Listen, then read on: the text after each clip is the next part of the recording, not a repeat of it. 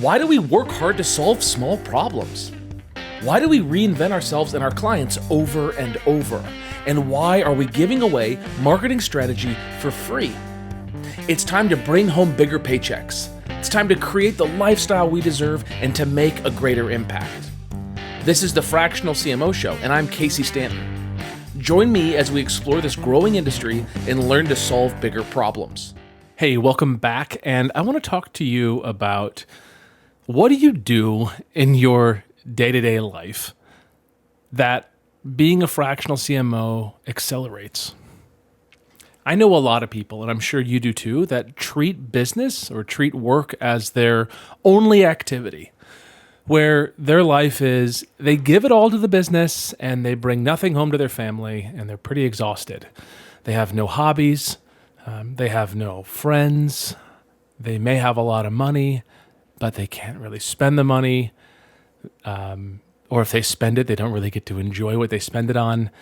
Maybe they do some vacations and they bring their family along, their kids along, and they find themselves just working just a couple hours, honey, just a couple hours, and then I'll meet you guys down for lunch, right? Like that kind of thing. Right, where work becomes this thing where their life is full and they feel maybe a sense of worth or importance as a result of the work, but really they're not kind of fostering and developing the rest of their life. So that's what I want to talk about today. It's an interesting conversation, and it comes back to me. I'm reminded of this time that I talked to a buddy of mine when I was about to have a son a couple years ago. And he said to me, Casey, what you're going to find is that you're going to make more money than you ever have before, and you're going to work less than you ever have before because you will have to. And I thought that was a really interesting thought. Like it just landed with me. Like I was out for a walk. I remember where I was off Lombard Street down in Center City, Philadelphia, and his words just echoed in my head for weeks. And I mean, I still remember them years later. And I think there's some truth to it. I mean, a ton of truth to it. Like having seen what life is like with a kid, life is, with a child, it's fleeting. Like my son changes so rapidly. Like he is growing so quickly that if I don't stop and savor this moment or stop and take him to the park today or go out on that bike ride or, sign him up for that class that I can go with him and attend or, do this event, do this thing with him, come up with this thing, make the cookies with him.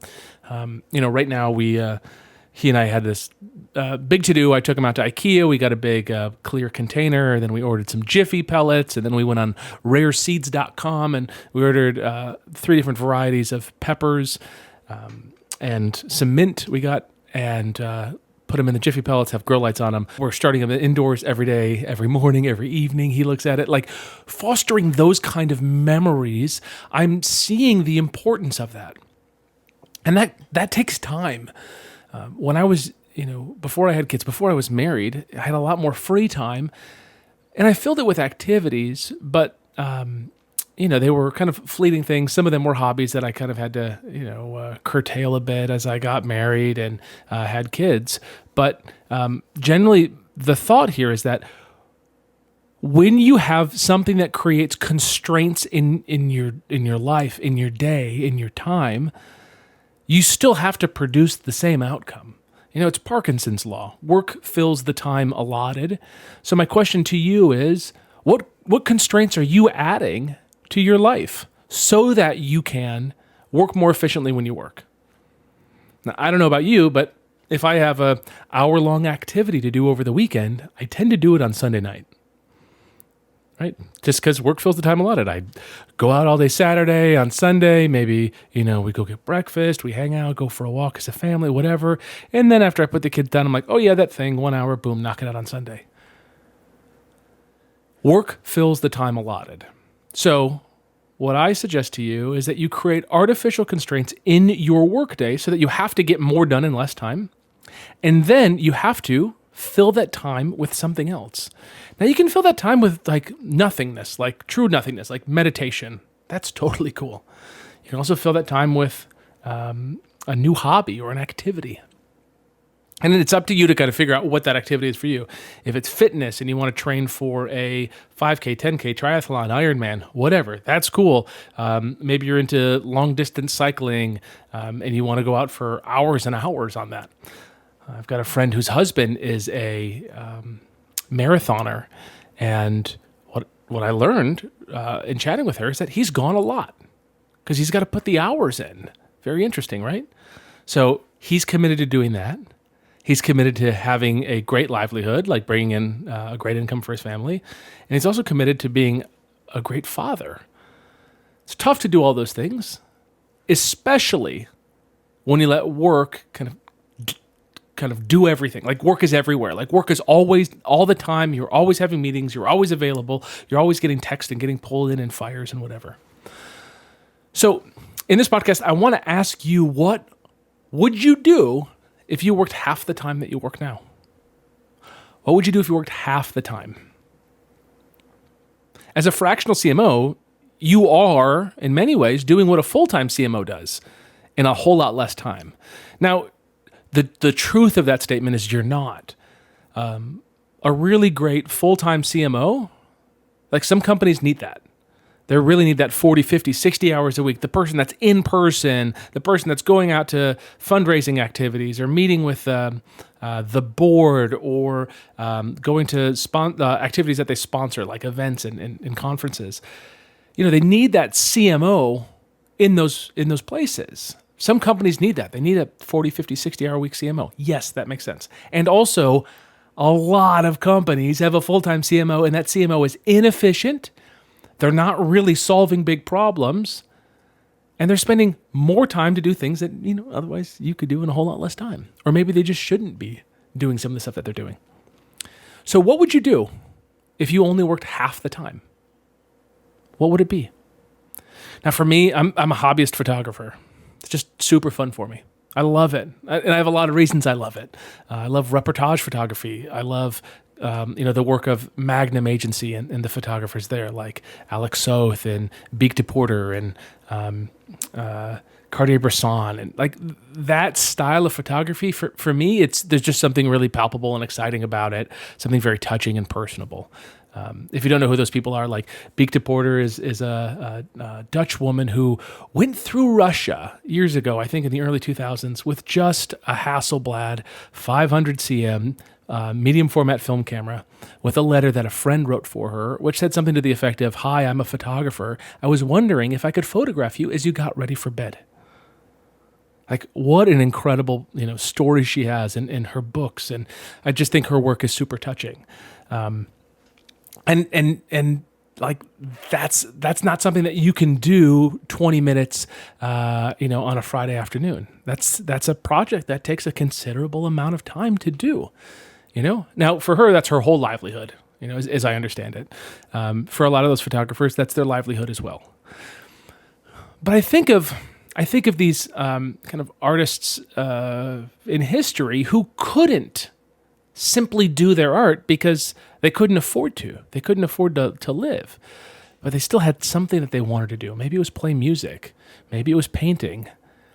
Maybe it was volunteering at a soup kitchen. Maybe that's their art, right? Maybe it's, working for the local land conservancy and clearing brush. I mean, it doesn't have to be, traditional art, but I think that's an interesting thing to think through. What would you do if you had this time? I'd like to visualize myself being retired, which I think is kind of a misnomer because I'm sure I'm a bit like you, which is like, maybe we'll never retire. Maybe retirement is just not for us. Now, working less certainly could be. Working completely on my own terms, absolutely. But I do like it, right? I like being a fractional CMO. I like stepping into companies and being really useful and helping companies with a great mission do something big. So maybe you'll never retire, but just play the game for a moment. What if you did retire? What would you fill your time with? The typical answer is spending a lot of time with my grandkids, maybe golfing a lot. Okay. I mean, what if you could do those things today?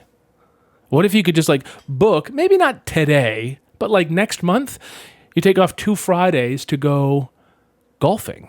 It's probably doable. and you'd have a 4-day work week that you'd have to get things done in, and then you'd have the whole day off to go golfing. You could do that, I bet, right? And I think most people could probably figure out how to do that. I think they're unwilling to take that kind of commitment, make that commitment to themselves and really support themselves and do something big and exciting like that, because it feels weird. What if the client needs me? Well, then they can wait until Monday. That's the answer. And if it's a true emergency, then they'll call you, right? I can think over the last 5-6 years, how many true emergencies have I had? Man, so few. And the ones that I did have, I couldn't do much about them immediately. I could say, I've got it. Like, I'll handle this emergency, guys. The executive team says, we have an emergency, Casey. I say, okay, I recognize that. I got it. I'll take care of it. But, there's oftentimes not much you can do. For example, the website goes down. Oh, that sucks. No one wants to get that message. Certainly not like during a launch or something. But like, what can you do? You can reach out to the developer. You can go into the back end, maybe restore a backup. You can move the staging site and push it to production if something's corrupted, right? There's like very few things that you can do there. And then, you let your adrenaline kind of calm down, and then you get back to enjoying yourself. And you address the process problem that allowed that to break in the future. I've got a great friend, Bill, and he's a technologist, and he said, he's told me, I don't fight fires, I build fireproof buildings. So that's ultimately your aim. You don't want to be a firefighter. You want to just build fireproof buildings. Your marketing campaigns become fireproof, right? That's what you want to do. But what would you do with yourself? What are your hobbies? What do you want to do? Is it easy for you to say, I would do this thing? I challenge you, if that is the case, to go book that time on your calendar next month or the month following. You can do it in the next 3 months. I guarantee you can spend a week flexing and doing that stuff, taking some time, some vacation time, whatever it is. Do you want to learn pottery? Is there a local potter studio? What about glass blowing? Do you want to learn how to do 3D printing and CNC, lathing and milling? Maybe that's your thing. Like, what is it for you? Do you want to go volunteer somewhere, work at a greenhouse? Like, what's the thing for you that is life affirming? That's exciting. Is it surfing or snowboarding? Can you plan that trip to go somewhere? You don't have to go to, the fanciest place. You don't have to go to like that beautiful powder in Japan and go skiing. You could probably just find someplace closer to you, or book a trip for the next year, and start amassing the gear. Whatever the thing is, I challenge you to do it now and start creating less time to be a fractional CMO. Why? Because again, you will use the time that you do have more effectively than you would use otherwise. You will be more effective. You will be deadly as a fractional CMO because you come with a pressure that says, we got to do it now because I don't have time later. We got to do it now because my pottery class is tomorrow and I'm really excited about making a teapot. Right? So what is the thing for you? What brings you joy? Where are you interested in spending more time? Why do I like photography? It's because it helps me slow down. It helps me savor the moment. A great photograph can bring back to me a feeling in a way that I can't write. I can't write in a way that brings about those same feelings. I collect my thoughts every day in an evening journal about what happened and the things that were story-worthy. But it's very different than seeing a photograph of my kid right now as they are, right? And I enjoy the joy of using a different camera for it.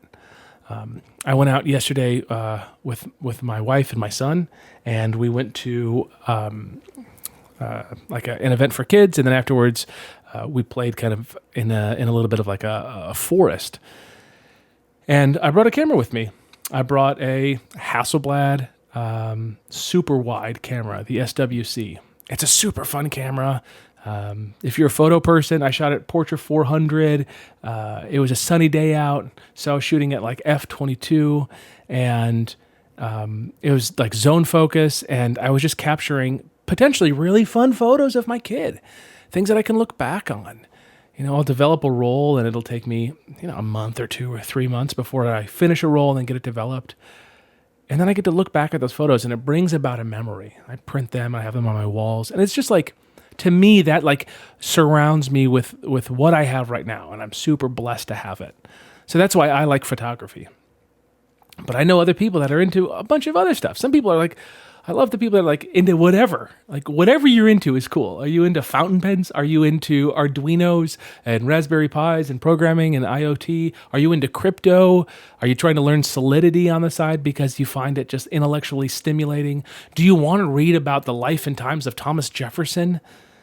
Right? All of these things are completely valid. Do you want to learn about, the world wars and how they started and the strategies that the generals used throughout the wars? Like, is that interesting to you? Maybe you're a film buff and you're really excited to learn about anamorphic lenses and seeing cinematically how stories get told. All of those things are great. And I encourage you to take a really serious approach to being a student of that stuff and just reducing the time that you spend as a fractional CMO. The less time you have, the more pressure you'll have on yourself to get it right, be focused, generate a great outcome, and just like not kind of play around. The secondary effect of that is significant. Namely, you're going to be building a reputation as someone who gets shit done. Again, because you've got plans tomorrow. You're going down to like a watercolor class, and you don't want to be interrupted while you're painting a portrait with watercolor. So you have to get stuff done. And the second thing is what you bring from those different disciplines into business can oftentimes be a creative breath of fresh air. If you're into acting, there's just a way that you see the world that is just really nice and interesting and valuable potentially. Now, I wouldn't say there's a one-to-one direct application of everything you learn in acting, right? But if you get into that stuff, you have a sense of satisfaction, you have a sense of intellectual stimulation, you're sharper, you're hungrier, you're just a different person in that way. You're also a more interesting person. And in the inevitable future where maybe you stop working, maybe you retire, or maybe you really scale back significantly on your work, what are you going to do with your time? Are you just going to hang out with your grandkids? Are you even going to have grandkids? Is that even in the cards for you? Or do you need to find something else besides just, watching reruns of your favorite show? So I challenge you to come up with something to take up your time. And I challenge you to start getting into it. However fast you can get into it, just start wading in that water and having a desire to be great at it. Not because you need to show off to anyone else, but because, mastery is a worthy pursuit and you will become a better fractional CMO as a result. I'd love to hear from you. Is this interesting? What are you committing to? What hobby are you going to get into? What activity do you want to do? What class are you going to sign up for? What book are you going to read? What course are you going to enroll in? Let me know. Just, shoot me an email. grow@cmox.co. That's the inbox that I monitor. Just hit me there. grow@cmox.co. And also, if you want to be in community of other people who have a cool life, who are just doing neat stuff and making a bunch of money and solving big problems as a fractional CMO, our CMOx Accelerator is the place to be. We have the top fractional CMOs. We have people that have come in from a senior CMO role as a full-time employee, and they want to flex a bit and have more clients and solve bigger problems and get out of the corporate kind of grind. And we've got other folks who are young marketers who haven't had a whole lot of time in leadership roles, and they're looking to really become a leader. Now, I'll tell you, the people who are a bit younger in their careers, it oftentimes takes them a little bit longer to get their clients, but when they get them, they're shortcutting their way to success by years by doing this. Versus, the full-time CMOs, sometimes they're just one or two ideas away from netting a big client that replaces their complete income, or maybe two clients that replace their income and they work half as much. So really exciting stuff to watch unfold with our CMOs.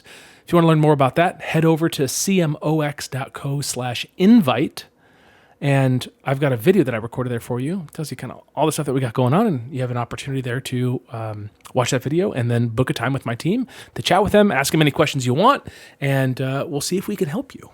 Okay? All right, that's cmox.co/invite. I hope this message finds you well, and I'll talk to you soon. Thank you for joining us for today's show. For more information and episodes, visit our site at fractionalcmoshow.com. Go ahead and punch that like and subscribe button on your favorite podcast app. It means a lot, at least to my mom.